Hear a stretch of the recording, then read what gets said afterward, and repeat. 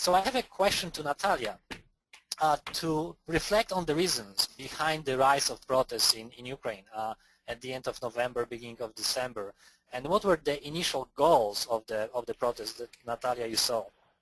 It was, of course, an accumulative effect.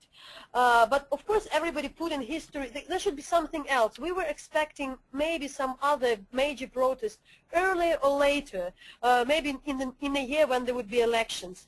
But that was the idea that former president, he turned down the EU agreement. And of course a lot of people try to explain it's about EU, it's about the choice between Russia.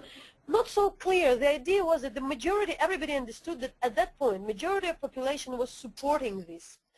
And all of a sudden there is a decision of one person not to do something and go against a popular will, which would give the reason that this government and these politicians in general doesn't take into account what people think. And for them it would be the strong sign that their voice is not taken into account during the historical decision. As also it was the point, this choice between Russia is EU, between the West and Russia, it's still there, but Ukrainians see it differently. For them it would be rather the change. Either we have a chance to play according to the rules, or we are going to be dragged down to the system which is in Russia and will get worse and worse.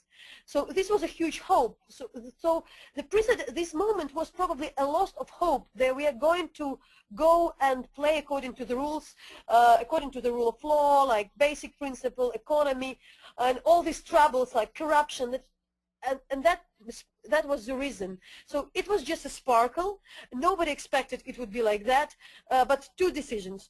That one person took the power again and again, took the decisions against the will of the majority, and people knew if now it would happen since now ever. And this is like a point when we should show that we can't tolerate that. And we should also remind the listeners that Yanukovych has been negotiating the association agreement with the EU for more than a year. His ministers were actually publicly explaining to the population that the deal is likely and is actually beneficial for the public. And that time when the negotiations were taking place and the government was ensuring the public that it would eventually be signed, there were no signs, as far as I know, no single protest was registered in Crimea or, for example, in other eastern regions of Ukraine against the negotiations with the EU. Is that correct, Natalia? No, there were never, because this kind of part of the people who maybe wasn't active, you would say like this Euromaidan supporters, they were the ones who were active. And everybody was really silent, nobody was really speaking against that.